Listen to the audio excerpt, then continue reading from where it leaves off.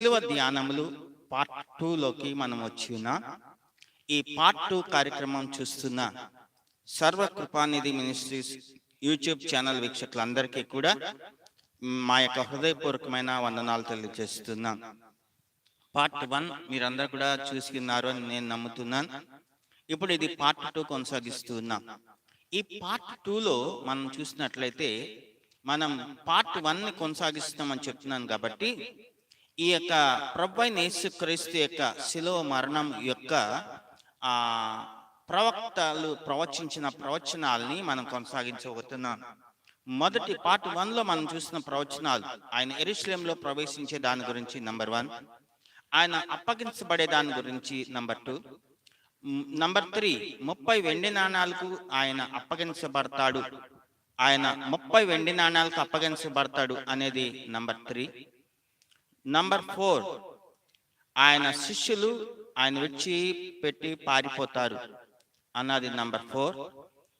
Praise the Lord, praise the Lord, hallelujah, స్తోత్రం స్తోత్రం, praise the Lord, praise the Lord, praise the Lord, praise the Lord. అయితే ఆ శిష్యులు ఆయన విడిచిపెట్టి పారిపోతారు అన్నది నంబర్ 4.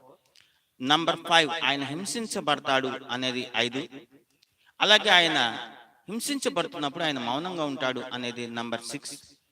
7వది ఆయన గాయపరచబడతాడు, ఆయన దెబ్బలు పొందుతాడు అనేది నంబర్ 7, అంటే 7వది. ఆయన కాళ్ళలో చేతుల్లో మిక్కులు కొడతారు అనేది నంబర్ 8. నంబర్ 9 9వది ఆయన దొంగలతో పాటు సిలువ వేయబడతాడు అనేది 9వది.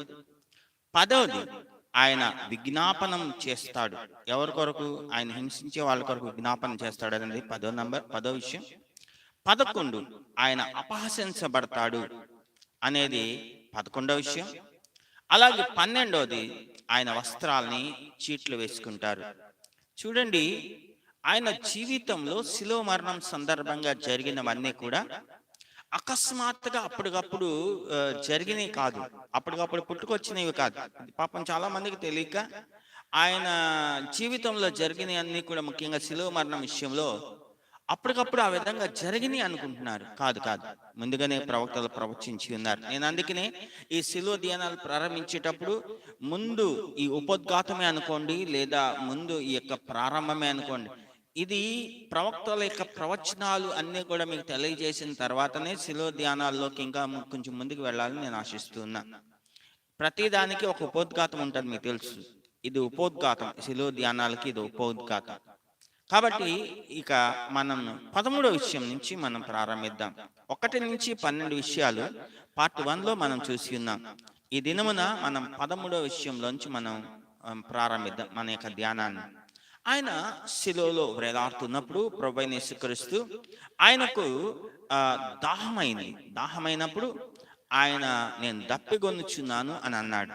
చూడండి, నేను దప్పిగొనుచున్నాను అని చెప్పినప్పుడు ప్రభువైన యేసుక్రీస్తు ఆయన త్రాగడానికి వాస్తవంగా వాళ్ళు యొక్క ఆచార ప్రకారంగా ద్రాక్ష రసం త్రాగుతారు. వాళ్ళకి దాహం అయితే మంచినీళ్ళ కంటే కూడా ద్రాక్ష రసం ఎక్కువగా త్రాగుతూ ఉంటారు. అయితే అక్కడ మనం చూసినట్లయితే ఆయనకి ఏమి ఇచ్చారో చూద్దాం. ప్రవక్తలు వాళ్ళు ప్రవచించిన ప్రవచనం ఏంటి? కీర్తనల గ్రంథం 69వ కీర్తన 21వ వాక్యం. మళ్ళీ చెప్తున్నాను, మీరు రాసుకోగలిగిన వాళ్ళు రాసుకోండి, లేదా మరి బైబిల్స్ తీసి చూడండి. కీర్తనల గ్రంథం 69వ కీర్తన 21వ వాక్యం. అక్కడ ఉన్న మాట ఏంటంటే, వారు చేదును నాకు ఆహారంగా పెట్టిరి, నాకు దప్పి అయినప్పుడు చిరకను త్రాగనిచ్చిరి. అవునండి, ఆయన ఆ యొక్క శిలువలో మండుటెండలో ఆయన వేలాడుతున్నాడు. ఆయన తల నుంచి కాళ్ళ వరకు రక్తం దారులుగా కారుతా ఉంది. ఎప్పుడు కూడా మనిషికి రక్తం పోతున్నప్పుడు మనిషిలో నీరసం వచ్చేస్తుంది, మనిషికి దాహం వేస్తుంది. అందుకని ఎక్కడైనా యాక్సిడెంట్ అయినప్పుడు మీరు చూడండి, దాహం వేస్తుంది, మంచినీళ్ళని కేకలు పెడుతూ ఉంటారు.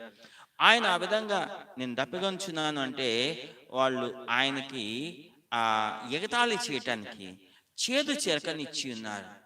అది చాలా మందికి తెలియదు. ముందుగానే వాక్యంలో మరి గ్రంథస్థం చేయబడిన ప్రవచనం ముందుగానే అది లేఖనాల్లో రాయబడి ఉన్నదని చాలా మందికి తెలియదు. అయితే అది కీర్తనల గ్రంథంలో మనం చూస్తున్నాం, అది ముందుగానే అది లేఖనాల్లో రాయబడిన సత్యము అని. ఇది దీని యొక్క నెరవేర్పుని మనం చూసినట్లయితే మత్తయి సువార్త 27 అధ్యాయం 34 వాక్యం. మత్తయి సువార్త 27 అధ్యాయం 34 వాక్యం. చేదు కలిపిన ద్రాక్ష రసమును ఆయనకు త్రాగనిచ్చిరి, గాని ఆయన దానిని రుచి చూచి త్రాగనొల్లకపోయెను. మళ్ళీ చదువుతున్నాను. మత్తయి సువార్త 27:34. చేదు కలిపిన ద్రాక్ష రసమును ఆయనకు త్రాగనిచ్చిరి, గాని ఆయన దానిని రుచి చూచి త్రాగనొల్లకపోయెను. చూడండి ఎంత కరెక్ట్గా ఆ ప్రవచనం నెరవేరుతుందో. అవునండి. తర్వాత 14, స్నేహితులు ఎడమగా నిలిచిరి, అంటే ఆయనకు ఎడమగా నిలిచి ఉన్నారు. ఆయనకి ఎడమగా అనే కన్నా మీకు అర్థం అయ్యేటట్టు చెప్పాలంటే ఆయనకి కొంచెం దూరంగా నిలబడ్డారు స్నేహితులు. అది మనం చూసినట్లయితే కీర్తనల గ్రంథంలో అది కూడా ముందుగానే గ్రంథస్థం చేయబడిన విషయం. కీర్తనల గ్రంథం 38వ కీర్తన 11వ వాక్యం. మళ్ళీ చెప్తున్నాను, కీర్తనల గ్రంథం 38వ కీర్తన 11వ వాక్యం. నా స్నేహితులను నా చెలికాండ్రును నా తెగులు చూచి ఎడమగా నిల్చుచున్నారు, నా బంధువులు దూరముగా నిల్చుచున్నారు. అవునండి, ముందుగానే ఈ యొక్క మాట లేఖనాల్లో గ్రంథస్థం చేయబడింది. నిజంగా వాళ్ళందరూ కూడా దూరంగా నిలబడతారు అని. ఇది సాధారణంగా మనం వాక్యం చదివిన వాళ్ళకి బాగా తెలుసు. ఎందుకంటే ఎంత దూరంగా వాళ్ళందరూ కూడా నిలిచి ఉన్నారు. లూకాసు వార్త 23వ అధ్యాయం 49వ వాక్యం. మళ్ళీ చెప్తున్నాను, లూకాసు వార్త 23:49. ఆయనకు నెలవైన వారందరూ గలిలయ నుండి ఆయనను వెంబడించిన స్త్రీలను దూరముగా నిల్చుండి వీటిని చూచుచుండిరి. ఆయనకు నెలవైన వారందరూ గలిలయ నుండి ఆయనను వెంబడించిన స్త్రీలను దూరముగా నిల్చుండి వీటిని చూచుచుండిరి. అవునండి, మనం చూసినట్లయితే ఎంత కరెక్ట్గా ఆ యొక్క ప్రవచనం నెరవేరుతుందో చూడండి. అలాగే 15వ విషయం అదేంటిదంటే ఆయన ఎముకలు విరవబడలేదు, అంటే ఆయన ఎముకలు విరవబడవు, అంటే ఎముకలు ఎరగొట్టబడవు అని ముందుగానే ప్రవక్తలు ప్రవచించి ఉన్నారు. ఇది కూడా కీర్తనల గ్రంథంలో మనం చూస్తాం.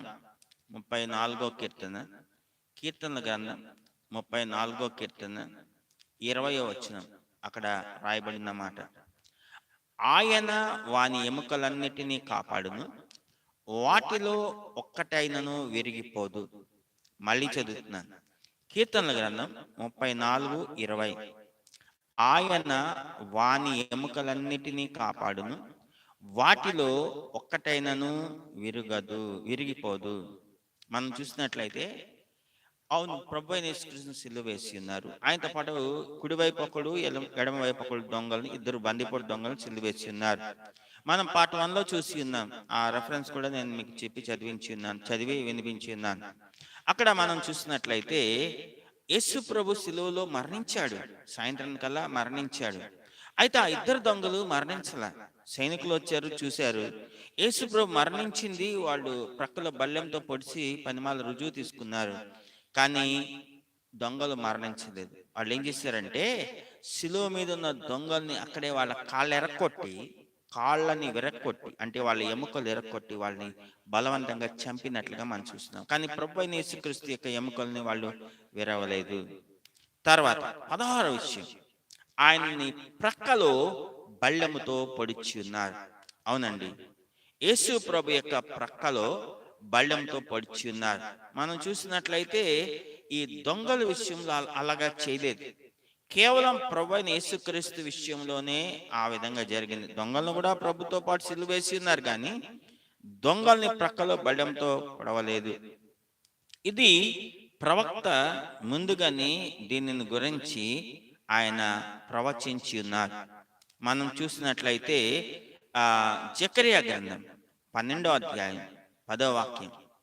జకరియా గ్రంథం 12వ అధ్యాయం 10వ వాక్యం. దావీదు సంతతి వారి మీదను యెరూషలేం నివాసుల మీదను కరుణను నొందించు ఆత్మను విజ్ఞాపన చే ఆత్మను నేను కుమ్మరింపగా వారు తాము పొడిచిన నా మీద దృష్టి ఉంచి ఒకడు తన ఏక కుమారుని విషయమై దుఃఖించినట్లు తన జ్యేష్ఠ పుత్రుని విషయమై ఒకడు ప్రలాపించినట్లు అతని విషయమై దుఃఖించుచు ప్రలాపింతురు.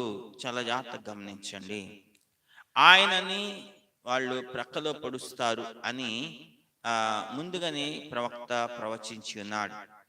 ఇది యేసు ప్రభు యొక్క జీవితంలో ఈ యొక్క ప్రవచనం నెరవేరడం మనం చూస్తాం.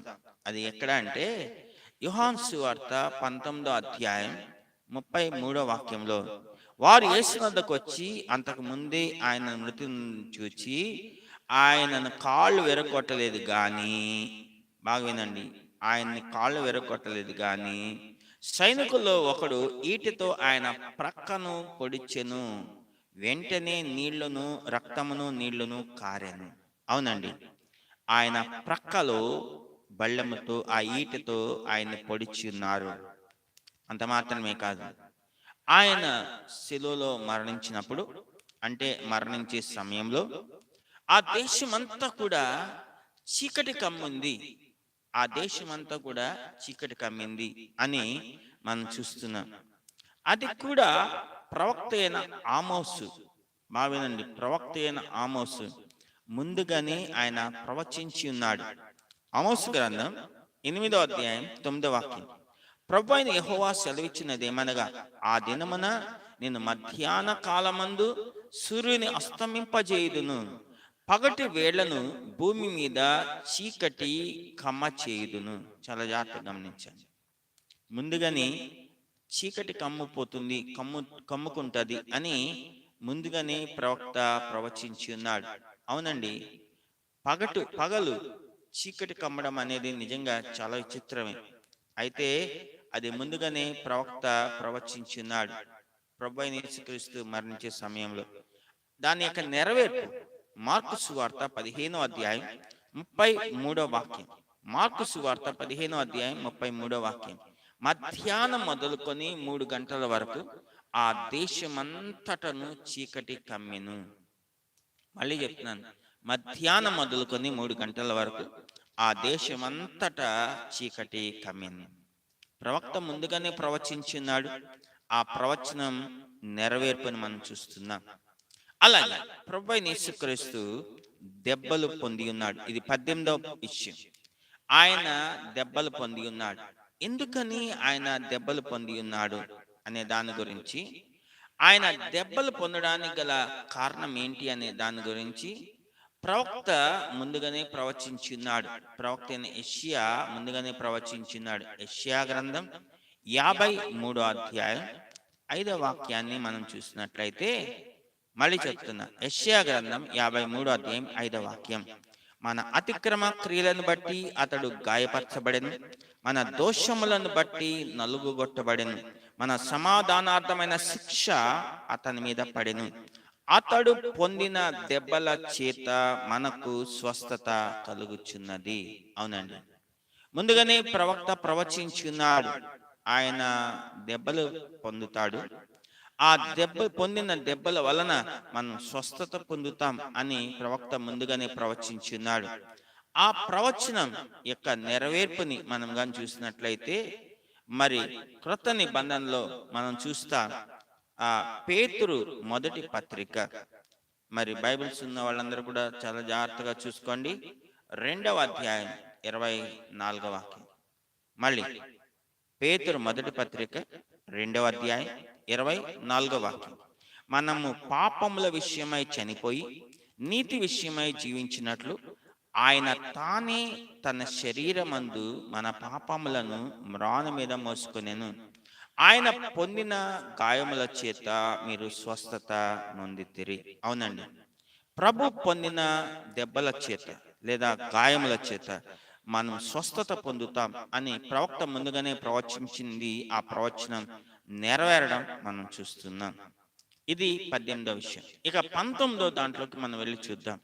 ఆయన శ్రమ పెట్టబడినప్పుడు శ్రమలో ఆయన మౌనంగా ఉన్నాడు అని లేఖనాలు సెలవిస్తూ ఉన్నాయి.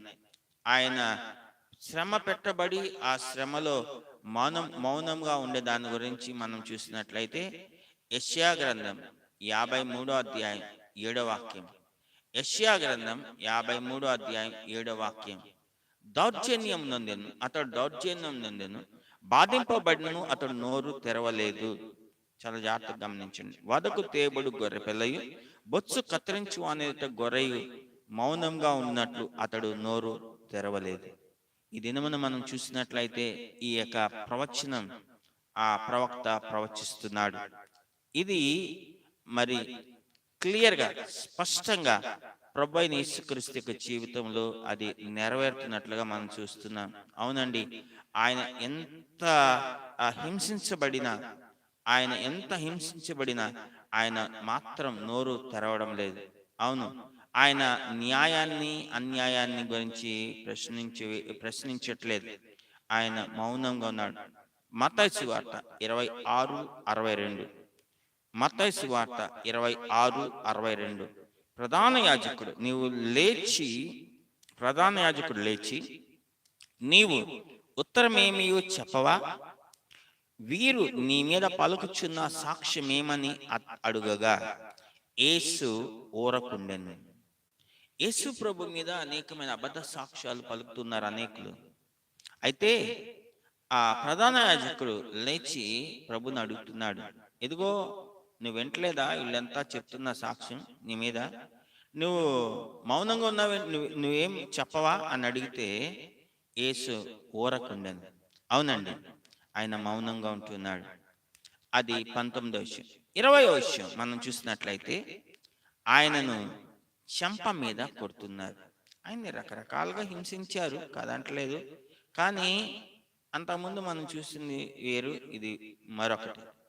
ఆయన చెంప మీద కొడుతున్నారు. నిజంగా ఇది చాలా విచిత్రకరమైన విషయం. మనం చూసినట్లయితే మీకా గ్రంథం 5వ అధ్యాయం 1వ వాక్యం. మీకా గ్రంథం 5వ అధ్యాయం 1వ వాక్యం. అయితే సమూహములుగా కుడుము, శత్రువులు మన పట్టణమును ముట్టడి వేయుచున్నారు. వారు ఇశ్రాయేలీల న్యాయాధిపతిని కర్రతో చెంప మీద కొట్టుచున్నారు. ఎంత క్లియర్గా ఉందో చూడండి. వారు ఇశ్రాయేలీల న్యాయాధిపతిని కర్రతో చెంప మీద కొట్టుచున్నారు. అవునండి, నిజంగా ఇది ప్రవక్త ప్రవచించిన ప్రవచనం. ఈ ప్రవచనం యొక్క నెరవేర్పు మనం చాలా స్పష్టంగా చూస్తున్నాం. లూకాసు సువార్త 22వ అధ్యాయంలో 63-64 వచనాలు. వెలుపలికి పోయి సంతాపపడి ఏడ్చెను. యేసుని పట్టుకొనిన మనుషులు ఆయనను అపహసించి కొట్టి ఆయన ముఖము కప్పి, నిన్ను కొట్టిన వాడు ఎవడో ప్రవచింపమని ఆయనను అడిగి ఆయనకు విరోధముగా ఇంకాను అనేక దూషణ వచనములు ఆడిరి. చాలా జాగ్రత్తగా వినండి. ఒక మాటలో చెప్పాలంటే తెలుగు బైబిల్ కంటే కూడా ఇంగ్లీష్ బైబిల్ ఇంకా క్లియర్గా ఉంది. ఆయన చెంప మీద కొట్టారు అని తెలుగు బైబిల్లో క్లియర్గా రాయలే. ఈ లూకాసు వార్తలో నేను ఇంగ్లీష్ బైబిల్లో ఉన్నది చదువుతున్నాను. లూకాసు వార్త 22:64. ఇంగ్లీష్లో ఏముందో, and when they had blind folded him they struck him on the face and asked him saying, prophesy, who is it that smote thee? ఆయనని ముఖము మీద చెంప మీద కొట్టారు అని క్లియర్గా ఉంది. తెలుగులో ఏం రాశాడు? యేసును పట్టుకున్న మనుషులు ఆయనను అపహసించి కొట్టి ఆయన ముఖమును కప్పారు.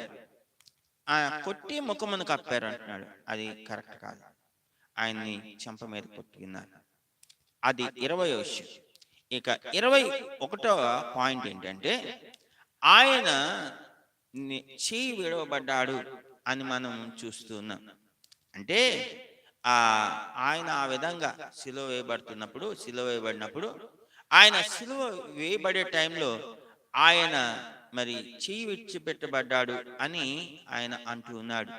అది ప్రవక్త ప్రవచించిన మాట. అది ఎక్కడుంది లేఖనాల్లో అని మనం చూస్తే కీర్తనల గ్రంథం 22:1, నా దేవా నా దేవా, నీవు నన్నేలా విడనాడితివి, నన్ను రక్షింపక నా ఆర్తధ్వని వినక నీవేలా దూరముగా ఉన్నావు. ఇది కీర్తనల గ్రంథం 22:1లో ఉన్న విషయం. అది దాని యొక్క నెరవేర్పును మనం చూసినట్లయితే మత్తయి సువార్త చూడండి, దాని యొక్క నెరవేర్పు మత్తయి సువార్త 27వ అధ్యాయం 46వ వచనంలో మనం చూసినట్లయితే దాని యొక్క నెరవేర్పుని మనం చూస్తాం. మత్తయి సువార్త 27:46 అక్కడ మనం చూసినట్లయితే ఇంచుమించు 3 గంటలైనప్పుడు యేసు ఏలి ఏలి లామా సబక్తాని అని బిగ్గరగా కేక వేసెను. ఆ మాటకు నా దేవా నా దేవా, నన్నెందుకు చేయి విడిచి వెత్తివే అని అర్థం. నా దేవా నా దేవా, నన్నెందుకు చేయి విడిచితివి అని అర్థం. అవునండి, చూడండి, కీర్తనల గ్రంథం 22:1లో ఉన్న మాట ఇక్కడ అక్షరాలు అట్లా నెరవేరుతుందో. ఇది 21వ విషయం. 22 ఆయన ఆత్మను దేవునికి అప్పగించుకొనెను. కీర్తనల గ్రంథం ఇది కూడా ముందుగానే ప్రవచించబడిన విషయం. కీర్తనల గ్రంథం 31వ కీర్తన 5వ వాక్యం. కీర్తనల గ్రంథం 31వ కీర్తన 5వ వాక్యం, నా ఆత్మను నీ చేతికి అప్పగించుచున్నాను, యెహోవా సత్యదేవా, నన్ను విమోచించువాడవు నీవే. క్లియర్గా చెప్తున్నాడు, నా ఆత్మను నీ చేతికి అప్పగించుచున్నాను. I command my spirit into thy hand. అవునండి, అది ముందుగా ఆ ప్రవక్త ప్రవచించిన ప్రవచనం. అది లూకాసు వార్త 23వ అధ్యాయం. లూకాసు వార్త 23వ అధ్యాయం. దాని యొక్క నెరవేర్పుని మనం చూద్దాం. 23:46 23:46 అక్కడ మనం చూసినట్లయితే, అప్పుడు యేసు గొప్ప శబ్దముతో కేక వేసి, తండ్రి, నీ చేతికి నా ఆత్మను అప్పగించుకొనుచున్నాను అనెను. ఆయన ఇలాగ చెప్పి ప్రాణం విడిచెను. అవును, అది ఎట్లా నెరవేరుతుందో చూడండి. కరెక్ట్గా ఆ మాటలే ఆయన పలికి తన ప్రాణాన్ని ఆయన తండ్రికి అప్పగిస్తున్నాడు. అవునండి, ఇక అది 22వ. 23వ ఆయన సమాధి చేయబడుట. మనం చూసినట్లయితే ప్రవక్త అయిన యెషయా ఆయన సమాధి చేయబడే దాని గురించి కూడా ప్రవచిస్తున్నాడు. యెషయా గ్రంథం 53వ అధ్యాయం. యెషయా గ్రంథం 53వ అధ్యాయం 9వ వాక్యం. మళ్ళీ చెప్తున్నా, యెషయా గ్రంథం 53:9. అతడు మరణమైనప్పుడు భక్తిహీనులతో కూడా అతనికి సమాధి నియమించబడెను, ధనవంతుని యొద్ద అతడు ఉంచబడెను, నిశ్చయముగా అతడు అన్యాయం ఏమీ చేయలేదు, అతని నోట ఏ కపటమును లేదు. అక్కడ పై 2 మాటలు, అతడు మరణమైనప్పుడు భక్తిహీనులతో కూడా అతనికి సమాధి నియమించబడెను, ధనవంతుని యొద్ద అతడు ఉంచబడెను. ఇది ముందుగా ప్రవచించబడిన మాట. ఇది ఎట్లా నెరవేరుతుందో చూడండి. ఇది నెరవేరిన ఆ యొక్క వాక్య భాగం మనం చూసినట్లయితే మత్తయి సువార్త 27వ అధ్యాయం. మత్తయి సువార్త 27వ అధ్యాయం 59-60 వచనాలు. 59-60 వచనాలు. మత్తయి సువార్త 27వ అధ్యాయం 59-60. యోసేపు ఆ దేహమును తీసుకొని శుభ్రమైన నారబట్ట చుట్టి తాను రాతిలో తొలిపించుకొనిన క్రొత్త సమాధిలో దాన్ని ఉంచి సమాధి ద్వారమునకు పెద్ద రాయిని పొర్లించి వెళ్ళిపోయాను. అవునండి, ఈ 2 వచనాల్లో స్పష్టంగా రాయబడుతుంది ఆయన ఏ విధంగా సమాధి చేయబడ్డాడు. అంత మాత్రమే కాదు, ఇస్కరియోతు యూదా ప్రభుని 30 వెండి నాణాలకు అమ్మివేశాడు కదా. అమ్మివేసిన తర్వాత ఆ చేతిలోనికి ఆ 30 వెండి నాణాలు రాగానే, ఆ 30 వెండి నాణాలు చేతిలో రాగానే, ఆ మూట రాగానే ఈయన సమాధానాన్ని పోగొట్టుకున్నాడు. పోగొట్టుకొని నిజంగా ఆయనలో చాలా పశ్చాత్తాపం వచ్చేసింది. ఆ పశ్చాత్తాపంతో ఇక ఆయనకి ఎలా అనిపించిందంటే, అసలు ఈ డబ్బులు నాకొద్దు, ఈ డబ్బులు నాకొద్దు అని చెప్పి ఆయన చాలా అసహనంగా ఏం చేశాడంటే అటు ఇటు పరిగెత్తుతున్నాడు. ఆయన ఎవరైతే ఆయనకు ఆ డబ్బులు ఇచ్చారో వాళ్ళ దగ్గర తీసుకుని వెళ్ళి ఆయన ఇచ్చేస్తుండే వాళ్ళు తీసుకోవట్లే. తీసుకోకపోతే తీసుకోకుండా వాళ్ళు ఏం చెప్తున్నారంటే, ఇది ఆల్రెడీ నువ్వు మాతో బేరం చేసుకున్నావు, మేము మీకు ఆ డబ్బులు ఇచ్చేసాము, ఇక మాకు సంబంధం లేదంటున్నారు. చాలా జాగ్రత్తగా గమనించండి.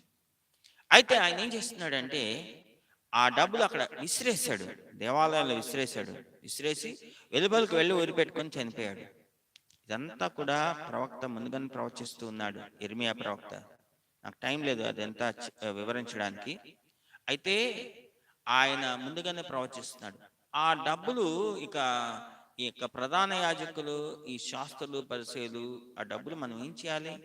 ఇలా మందిరంలో ఇచ్చేసాడు కదా, ఇది ఏం చేయాలి అని అవన్నీ జాగ్రత్తగా కూర్చుకొని, ఇది మనం ఖర్చు పెట్టుకోవద్దు, ఎందుకంటే ఇది నిరపరాధ రక్తము యొక్క క్రయదనం కాబట్టి దీన్ని మనం పెట్టి ఒక కుమ్మరవాని యొక్క పొలాన్ని మనం కొందామని ఆ 30 వెండి నాణాలు పెట్టి వాళ్ళు ఆ యొక్క కుమ్మరవాని యొక్క పొలాన్ని కొన్నారు. ఎందుకంటే పరదేశంలో పాతి పెట్టుకున్నాను.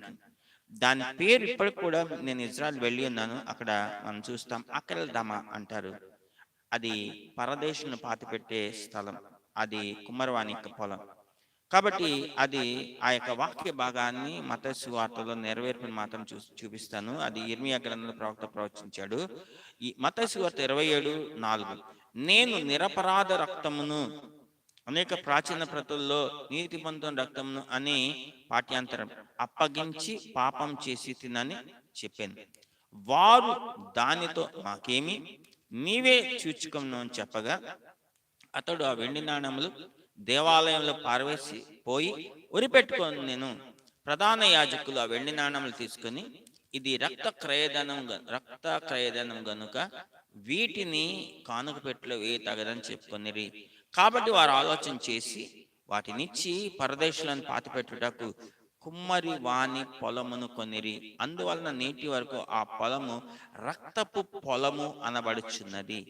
అవును, అకెల్ దమ అని దాని యొక్క పేరు.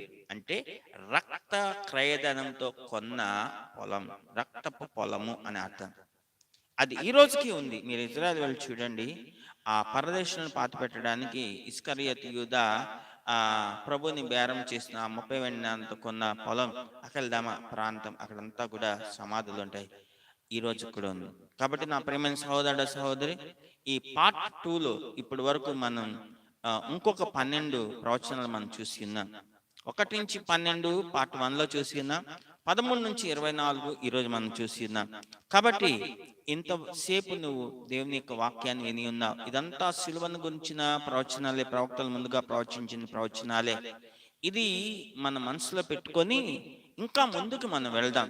పార్ట్ 3 నుంచి సీరియస్ గా ఆ యొక్క సిలువను గురించిన ధ్యానాలు మనం ప్రారంభించబోతున్నాం. ఈ విషయాన్ని గమనించండి. పార్ట్ 3 సండే లైవ్ మీకు వస్తుంది. ఆ లైవ్ లో ఇక డైరెక్ట్ గా ఆ యొక్క సిలువ ధ్యానాల్లో ఆ యొక్క లోకి మనం వెళ్ళిపోతాం. ఇక మళ్ళీ ప్రవచనాలు అనేది ఉండదు. పార్ట్ 1 పార్ట్ 2 మాత్రమే ప్రవక్త లెక్క ప్రవచనాలు, ఇది గుర్తుపెట్టుకోండి. కాబట్టి చాలా సీరియస్ గా ఈ యొక్క సిలువ ధ్యానాలు ఫాలో అవుతూ రండి. అందరూ కూడా కళ్ళు మూసుకోండి, తల్లోంచి కళ్ళు మూసుకొని ప్రార్థన చేసుకుందాం. మమ్మల్ని మిక్కిలిగా ప్రేమించిన మా పరలోకపు తండ్రి, నీ పరిశుద్ధ నామమున వేడుకలు స్తుతులు స్తోత్రాలు చెల్లిస్తున్నా. ఈ దినమున పార్ట్ 2 ప్రభువా మేము విని చూసే భాగ్యాన్ని మీరు మాకు అనుగ్రహించిన స్తోత్రాలు. అవును ప్రభువా, నీ శిలువ మరణాన్ని గురించి ఏ విధంగా ప్రవక్తలు ముందుగానే ప్రవచించినారు, వాళ్ళు ప్రవచించిన ప్రకారం ఏ విధంగా దేవా నీ జీవితంలో జరిగిందో దేవా, ఆ ప్రవచనం, ఆ నెరవేర్పు ప్రభా మా కళ్ళ ఎదుట ప్రభా మీరు మాకు చూపించి ఉన్నారు. కాబట్టి పార్ట్ 1 ద్వారా పార్ట్ 2 ద్వారా మేము నేర్చుకుంటున్న సత్యం ఏంటంటే, నీ జీవితంలో ఈ భూమి మీదకి మీరు వచ్చినప్పుడు ముందుగానే ప్రవక్తలు ప్రవచించిన విధంగా అన్ని జరుగుతా వచ్చాయని ప్రభా మీరు తెలియజేస్తున్నారు. ఇది మేము విశ్వసించాలి, తెలియని వాళ్ళకి మేము చెప్పాలి. అలాంటి కృప ఈ యొక్క దేవ వాక్యాన్ని వింటున్న ప్రతి బిడ్డకి మీరు దాచేయండి. దీని ద్వారా బిడ్డలు విశ్వాసం స్థిరపరచబడాలి, బలపరచబడాలి, నీ రాకడ రాజ్యం సిద్ధపడాలి. మేము కూడా మా జీవితాల్లో ఏది కూడా అకస్మాత్తుగా జరగదని, సమస్తము ముందుగా నిర్ణయించిన ప్రకారం, మీరు నిర్ణయించిన ప్రకారం మా జీవితంలో జరుగుతుందని మేము తెలుసుకొని మేము అన్నిటి కొరకు మేము సిద్ధపడి ఉన్నట్టు సహాయం చేయండి. సమస్త ఘనత మహిమ ప్రభావాలు మీరే పొందుకోండి.